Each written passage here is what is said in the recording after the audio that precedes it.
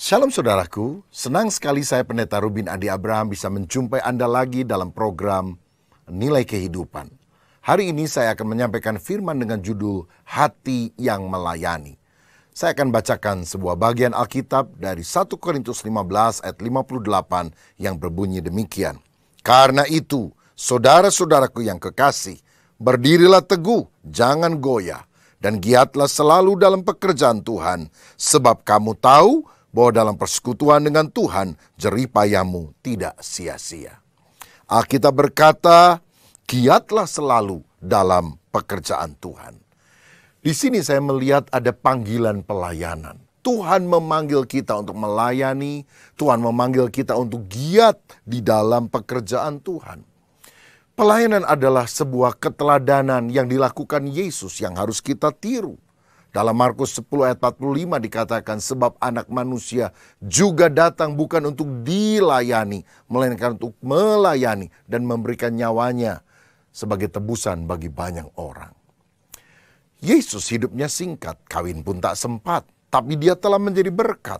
Karena dia tidak hidup bagi diri sendiri, tapi dia hidup untuk memberkati orang-orang lain.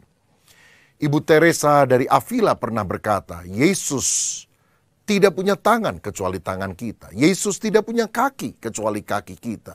Mari kita menjadi kaki tangan Yesus, membawa kabar baik kepada dunia yang terhilang ini. Agustinus, seorang tokoh gereja di abad ke-5 pernah berkata, tanpa Yesus saya tidak bisa melakukan apapun. Tapi tanpa saya, Yesus tidak mau melakukan apapun. Itu artinya Tuhan mau menjadikan kita sebagai kawan sekerjanya. Tuhan memanggil kita untuk melayani dan mengabdikan diri untuk kemuliaan namanya. Saudara, hidup ini sebetulnya tidak diukur dari lamanya, tapi dari isinya, dari kontennya.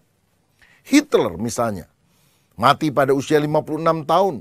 Dia bunuh diri karena tidak mau ditangkap oleh sekutu. Tetapi apa yang dia lakukan sepanjang masa kehidupannya? Prestasinya terhebat adalah membantai 6 juta orang Yahudi dan meledakkan perang dunia kedua. Itulah hidup yang dia mau pilih, menggunakan waktu untuk sesuatu yang sangat destruktif. 27 September 2017 yang lalu, seorang bernama Hugh Hefner meninggal dunia di Amerika Serikat.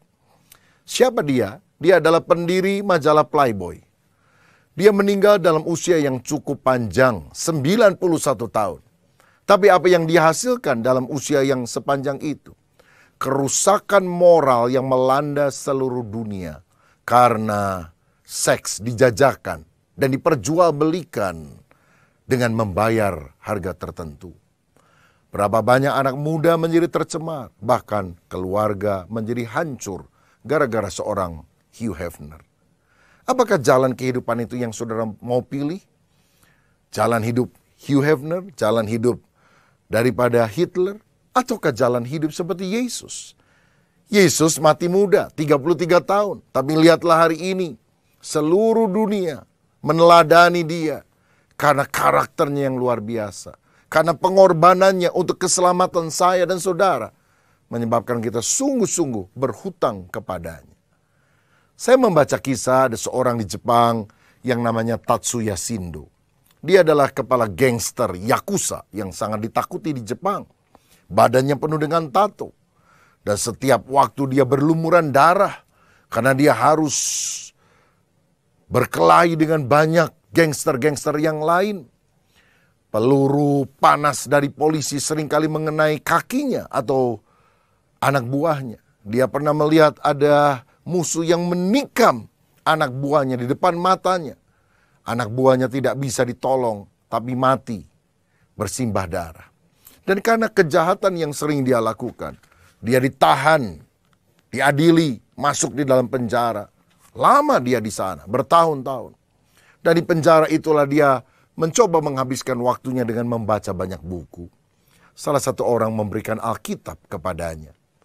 Dan dia mulai baca Alkitab. Dia mulai membaca tentang Tuhan Yesus. Hatinya dijamah, dia bertobat. Sejak itu dia keluar dari penjara. Dia tidak mau lagi menjadi kepala gangster. Dia mau hidup benar. Dia pergi ke gereja. dia mendengarkan firman, dia mulai studi Alkitab. Apa yang terjadi? 10 tahun belakangan ini, dia menjadi pendeta. Setidaknya dalam 10 tahun ini, dia telah memenangkan jiwa dan membaptis lebih dari 100 orang. Kebanyakan jemaatnya adalah anak buah gangster yang dulu dia pernah pimpin. Bahkan ada yang merupakan orang berasal dari geng yang lain yang juga bertobat. Kenapa? Karena melihat perubahan hidup yang sangat nyata di dalam Kristus yang dialami oleh Tatsuya Shindo. Dia lahir baru, dia berubah. Dan itu sebabnya sampai hari ini dia mencintai dan melayani Tuhan. Tidak terlalu banyak orang di Jepang yang menyerahkan hidup menjadi pendeta. Tetapi ini dialami oleh seorang mantan gangster. Karena dia percaya Tuhan yang telah menyelamatkan memanggil kita semuanya untuk melayani. Dan biarlah kita berkata, ini aku, utuslah aku. Kalaupun engkau pernah menjalankan satu kehidupan yang porak-poranda, yang kacau balau, berhentilah, stop. Dan kau berkata, mulai hari ini aku bertobat. Dan aku akan serahkan diriku untuk melayani Tuhan. Jawablah panggilan pelayanan Tuhan. Yang kedua, saudara, saya melihat di sini ada motivasi pelayanan. Karena itu, saudara-saudaraku yang kekasih, berdirilah teguh, jangan goyah, giatlah selalu dalam pekerjaan Tuhan. Mengapa kita harus giat dalam pekerjaan Tuhan? Mengapa kita harus melayani? Karena itu. Apa yang dimaksudkan karena itu? Nah, karena ini terletak dalam 1 Korintus 15 ayat 58, ayat yang terakhir, tentu kita harus mengerti apa yang dibahas di dalam ayat pertama sampai ayat 57. Sehingga ketika konklusinya disebutkan oleh Rasul Paulus, karena itu kita memahami. Nah, kalau saya baca salah satu ayat yang bisa menjadi fokus adalah di ayat 10. Dikatakan, tetapi karena kasih karunia Allah, aku adalah sebagaimana aku ada sekarang. Dan kasih karunia yang dianugerahkannya kepadaku tidak sia-sia. Sebaliknya aku telah bekerja lebih keras daripada mereka semua. Tetapi bukannya aku, melainkan kasih karunia Allah yang menyertai aku. Karena itu, giatlah selalu dalam pekerjaan Tuhan. Karena apa? Karena kasih karunia Tuhan. Kasih karunia yang telah menyelamatkan kita. Ketika Yesus datang ke dunia, dia rela mati untuk menebus dosa kita. Tetapi dia bangkit dari antara orang mati. Dan kemudian dia berkata bahwa setiap orang yang percaya kepadanya juga akan mengalami kebangkitan bersama-sama dengan dia pada akhir zaman. Dan karena keselamatan, jaminan yang Tuhan berikan, karena janji akan kebangkitan tubuh kemuliaan yang Tuhan akan berikan kepada kita pada hari kedatangannya, kita harus giat melayani Tuhan. Aku mengasihi Tuhan karena dialah yang pertama-tama telah mengasihi aku. Inisiatif mengasihi bukan dari diri kita, tapi dari Tuhan. Dan yang kita lakukan sekarang adalah untuk belajar membalas kasih Tuhan, walaupun kita sadar kasih Tuhan terlalu besar untuk kita bisa balas. Jadi saya melayani bukan supaya saya bisa masuk surga. Karena untuk masuk surga jalannya bukan dengan pelayanan, tapi bertobat percaya kepada Yesus sebagai Tuhan dan Juru Selamat. Saya melayani bukan supaya saya diberkati. Sebab saya sudah diberkati. Dan berkat yang terbesar bukan materi. Keselamatan yang saya terima di dalam Tuhan Yesus Kristus. Saya bertobat dalam sebuah retreat pada usia 15 tahun. Sejak itu saya menjadi rajin ke gereja, rajin melayani, rajin memberitakan Injil. Bahkan akhirnya ketika Tuhan memanggil saya untuk menjadi hamba Tuhan sepenuh waktu, saya berkata, ini aku, utuslah aku. Kenapa? Motivasi dasarnya adalah ingin menyukakan hati Tuhan. Dan saya percaya orang yang telah mengalami kasih Allah tidak akan berdiam diri, tapi dia akan segera terjun di dalam pelayanan. Dalam Markus 8 ayat 14 dan 15, firman Tuhan berkata demikian. Setibanya di rumah Petrus, Yesus pun melihat ibu mertua Petrus terbaring karena sakit demam. Maka dipegangnya tangan perempuan itu, lalu lenyaplah demamnya. Ia pun bangunlah dan melayani dia. Ibu mertua Petrus sakit. Ketika Yesus masuk ke rumahnya, memegang tangannya, sembuhlah orang itu seketika. Dan apa yang dia lakukan? Ia pun bangunlah dan melayani dia. Tidak dikatakan ia pun bangunlah lalu beristirahat karena baru sembuh dari sakit. Dia langsung melayani. Itulah orang yang mengalami kasih Tuhan. Dia tidak mau berdiam diri, bertopang dagu, melipat tangan. Tapi dia mau melayani Tuhan yang telah mengasihi dia. Daud adalah seorang gembala sederhana. Tetapi Tuhan pilih dia menjadi raja atas umat pilihannya Israel. Sehingga dalam Mazmur 116 ayat 12 dan 13 dia berkata, bagaimana akan kubalas kepada Tuhan segala kebajikannya kepadaku? Aku akan mengangkat piala keselamatan dan aku akan menyerukan nama Tuhan.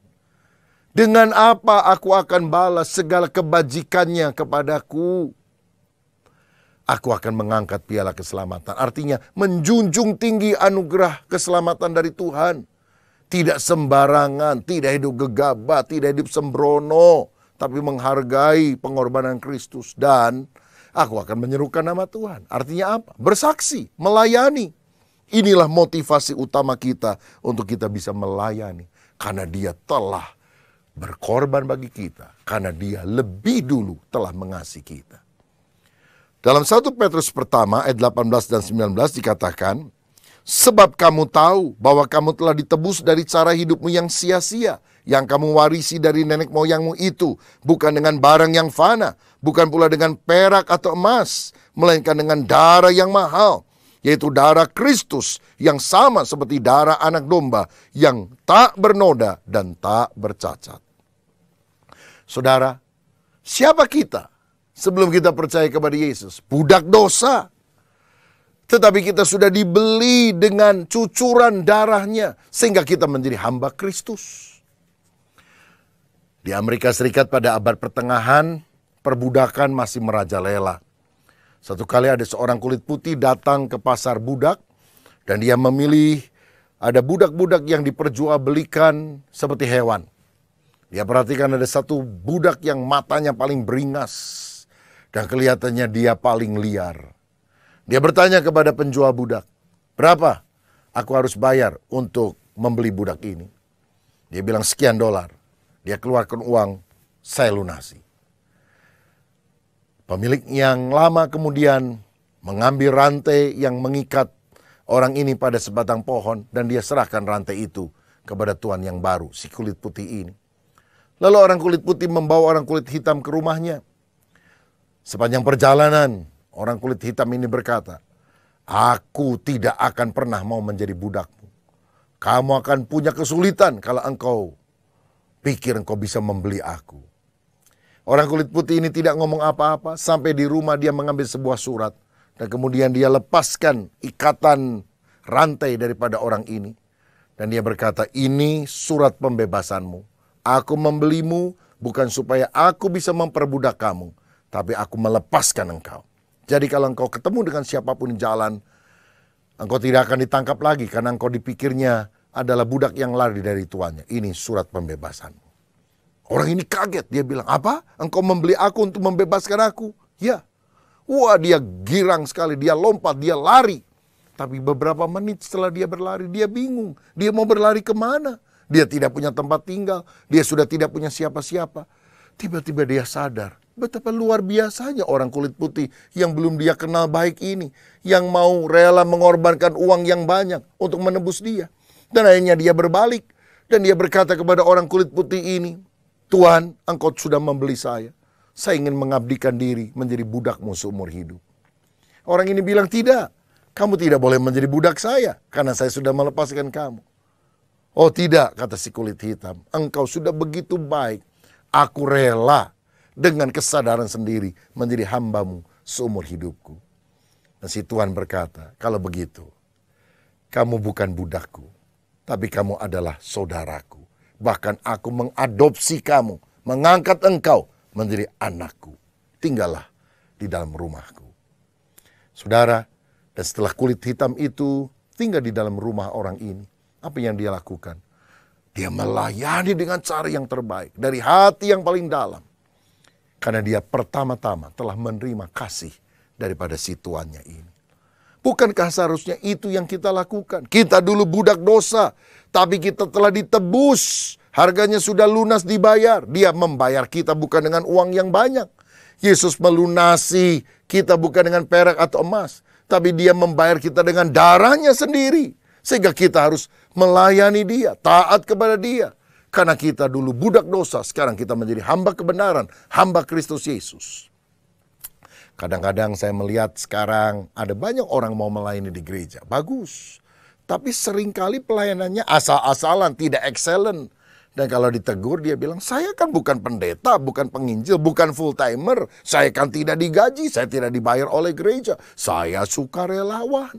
Sukarelawan itu artinya kalau saya suka, saya rela. Kalau saya tidak suka, saya tidak rela. Ini kan keliru, saudara sekalian. Kenapa ada orang bilang, saya ini kan tidak dibayar oleh gereja. Engkau lupa, engkau sudah dibayar oleh Yesus. 2000 tahun yang lampau engkau sudah dibayar bukan dengan emas dan perak. Engkau sudah dibayar lunas dengan darahnya. Bagaimana mungkin engkau bisa berkata, saya tidak dibayar? Kalau engkau masih bilang begitu, itu pertama berarti engkau tidak sadar bahwa engkau telah ditebus dengan darah yang mahal. Atau yang kedua, memang engkau belum pernah dibayar oleh Tuhan. Engkau belum lahir baru. Dan engkau hanya melayani secara tubuh. Tapi engkau bukan orang Kristen sejati. Tapi kalau engkau anak Tuhan sungguh-sungguh, layanilah Tuhan. Karena dia telah membayar lunas segala hutang dosa kita. 1 Korintus 6 ayat yang ke-20 berkata, sebab kamu telah dibeli dan harganya telah lunas dibayar. Karena itu muliakanlah Allah dengan tubuhmu. Muliakan Tuhan dengan hidupmu. Itu yang menyukakan hati Tuhan. Ada sebuah lagu yang dikarang oleh seorang hamba Tuhan.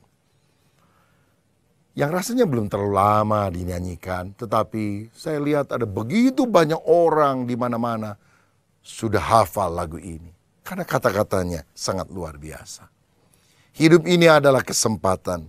Hidup ini untuk melayani Tuhan. Jangan sia-siakan apa yang Tuhan beri. Hidup ini harus jadi berkat. Oh Tuhan, pakailah hidupku selagi aku masih kuat. Bila saatnya nanti ku tak berdaya lagi, hidup ini sudah jadi berkat. Maukah saudara melayani Tuhan? Melayani dengan motivasi yang tulus. Karena mengasihi Dia yang pertama-tama telah mengasihi kita. Biarlah kita dipakai menjadi alatnya supaya hidup ini menjadi berkat. Tuhan memberkati.